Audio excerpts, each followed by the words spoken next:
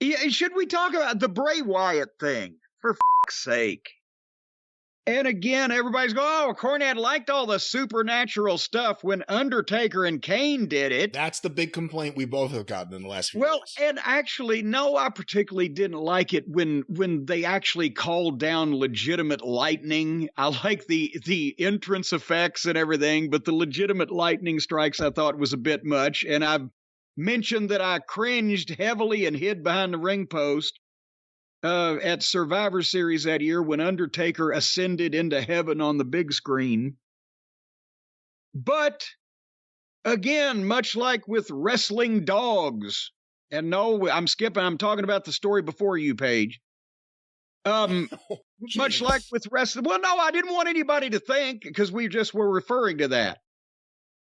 So I didn't want anybody to think that. But much like with wrestling dogs, it's context.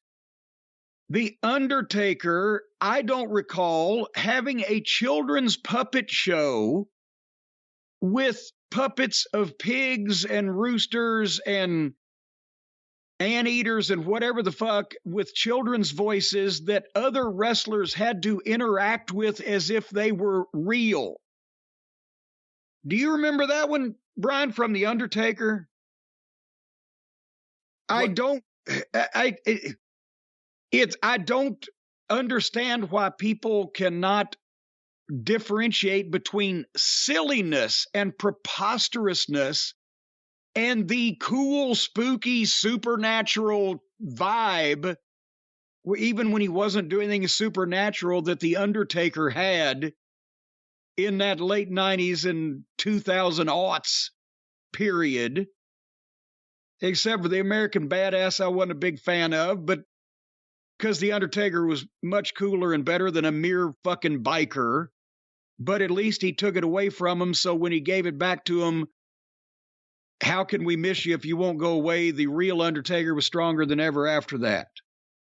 But I still don't remember any goddamn children's puppets or, fucking just the whole Firefly Funhouse, jaunty music, the vibe of the whole thing. It's like this is a goddamn clown show. And people were interacting with it like it could or would be legitimate. Much less when the puppets were, who was it they were attacking? Randy Orton? I think at one point they attacked him. They were just like mysteriously popping up in random. Yes, and he was running away like he was scared of a fucking Miss Piggy puppet. And that's nothing like either The Undertaker or Kane's. So yes, I'll strike your ass with lightning, may be a little fucking preposterous, but at least somebody's ass got struck with lightning by a 7-foot-tall fucking weirdo with long goddamn hair and a gravelly voice instead of fucking Jim Henson's rejects. You know, another argument you see people sometimes say is, oh, but how could you think these things if you grew up liking Memphis wrestling? Forgetting the idea that you had a commentator with credibility who could roll his eyes at the camera when he clearly wasn't talking to Frankenstein.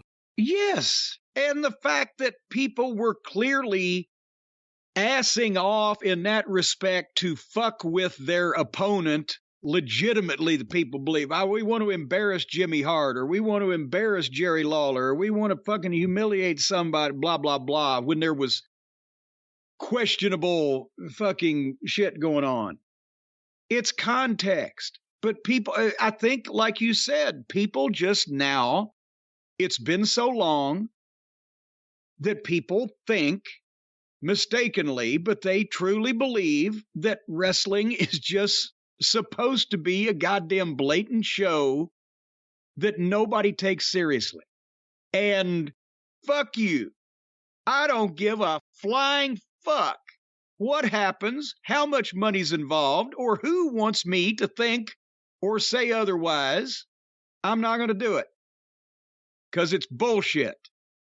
Even if everybody if I know when I go to the fucking movies, I know that chances are that actor is not really that goddamn person. Yeah, movies, it's scripted, it's entertainment. But they don't goddamn just break down and show you in the middle of it. And if you go to see a movie that makes no logical sense from one thing to the other and people would never interact like that or react like that, you call it a bad movie. So when we watch a wrestling match where the shit looks phony and it doesn't look like they're really fighting or they're saying shit and interacting in a way that nobody ever really would, why don't we call it a bad fucking wrestling match? Fuck you. Now you got me pissed off. Are you happy yet? Well, I didn't know it was gonna. We were talking about Bray Wyatt, and you just went into a bigger thing about wrestling. But it's the same thing. You can have comedy in wrestling in context. You can have supernatural in wrestling in context. But when you lampoon or parody your own business and the thing that you're doing at the time and wink at people like, yeah, this is all bullshit, then you've shit the bed. And I've said it before and I'll say it again. Even if you can't convince anybody that the whole business is fucking legitimate, it's within your power to convince those people that something about you is legitimate, even if you're in an illegitimate business. And if you don't try to do that, then that's your fucking fault. And to be quite honest, if it's not everybody's goal in the wrestling business, from the wrestlers, the referees, the managers, the announcers and commentators, promoters, matchmakers, whoever, if it is not their number one priority to make the shit as legitimate looking and believable as possible, then they're not doing their jobs right because they're putting out bad fucking movies.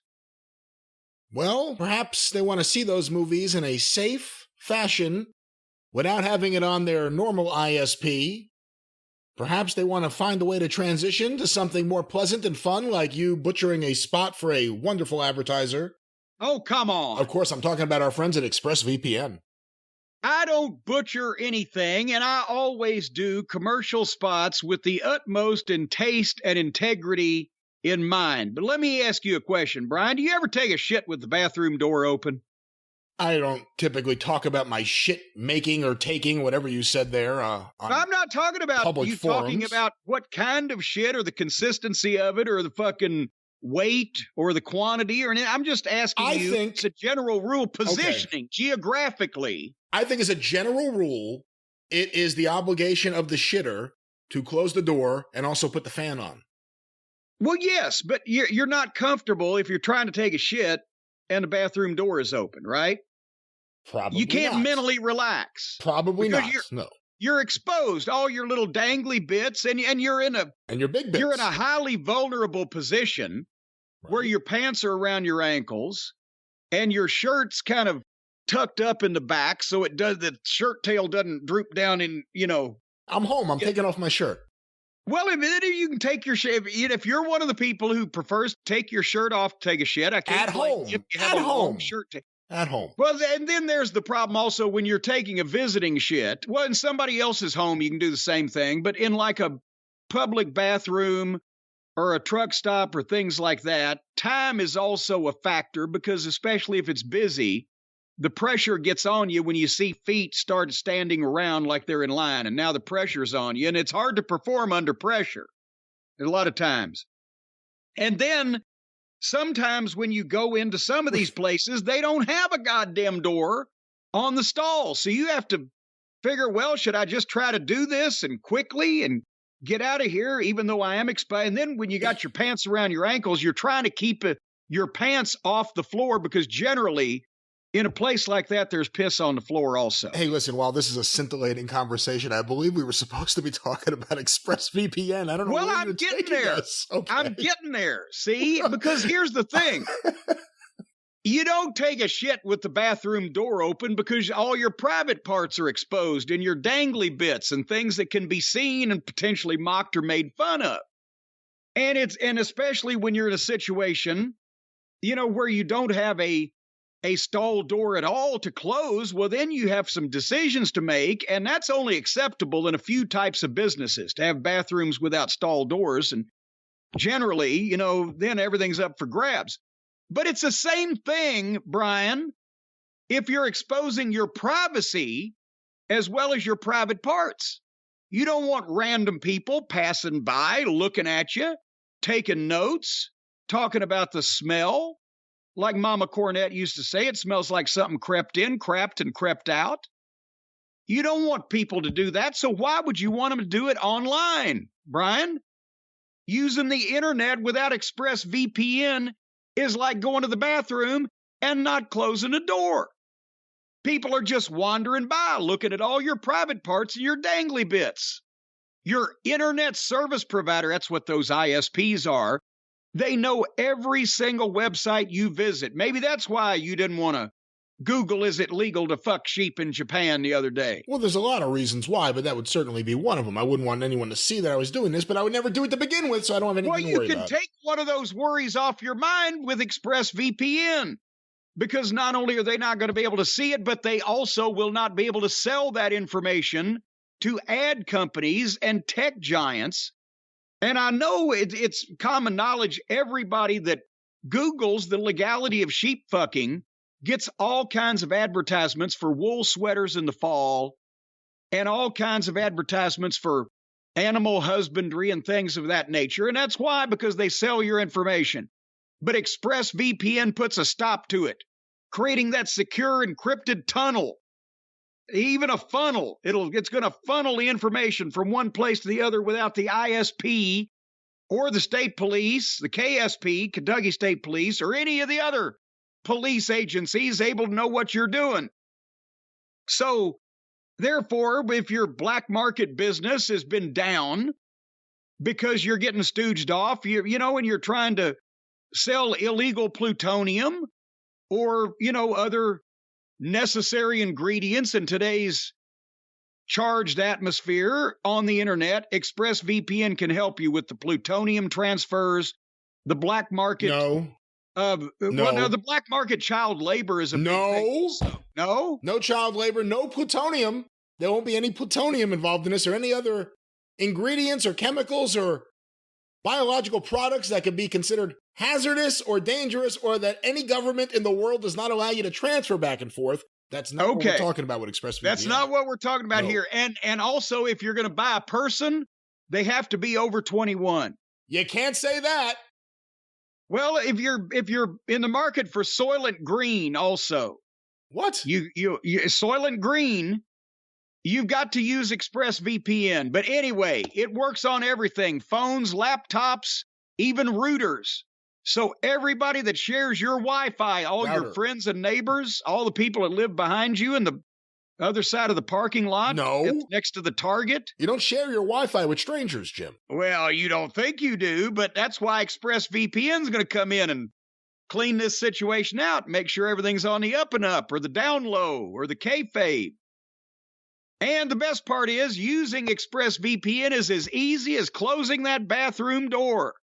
Or if you're one of those locations that does not have a bathroom door, they'll put a piece of plywood up in front of you and the people who are going to stand around and watch you take a shit. You just fire up that app, click one button, pull your pants up and buckle your belt, and you're protected. And they are the world's #1 rated VPN by Mashable and The Verge. So you've got a magazine about potatoes, and the Verge, didn't they have a hit with Bittersweet Symphony? The Verve. Yeah, The Verge. Yeah, they had The Verve, and then they found out who Alan Klein was, and he got all the rights to that song. They actually just got it back a couple years ago. Well, that's good for them. Did they went through ExpressVPN then? No, Alan Klein died. That's what happened. And eventually... well, did ExpressVPN kill him? No, ExpressVPN. Our sponsors don't kill people. Let's be clear about that. What they do is help people, and they can help you, ExpressVPN. Well, they'll root those internet service providers out of the walls of your house, I'll tell you that. What they do with them once they take them off your property is none of your concern, and best not you ask any questions. Folks, if you're like me and believe that your online activity is your business, or you don't like to take a shit in public, secure yourself by visiting expressvpn.com/JCE today. Use my exclusive link, That's what that slash is. expressvpn.com/JCE, and you'll get an extra 3 months protection free. Free 3 months on top of all this other protection. You're going to be invulnerable. You're going to be protected, and you'll just be able to, you'll be able to drop trowel and just take a big poop anywhere you want out in public from now on, because you'll be protected. Nobody will be able to see you. Just go to the next Walmart parking lot closest to you, get in the middle of it, and just drop trowel and fire off a chocolate rocket. Let the fudge monkey out of his cage. Drop the Browns off at the Super Bowl. Nobody will be able to see you because you will be protected and covered up by ExpressVPN.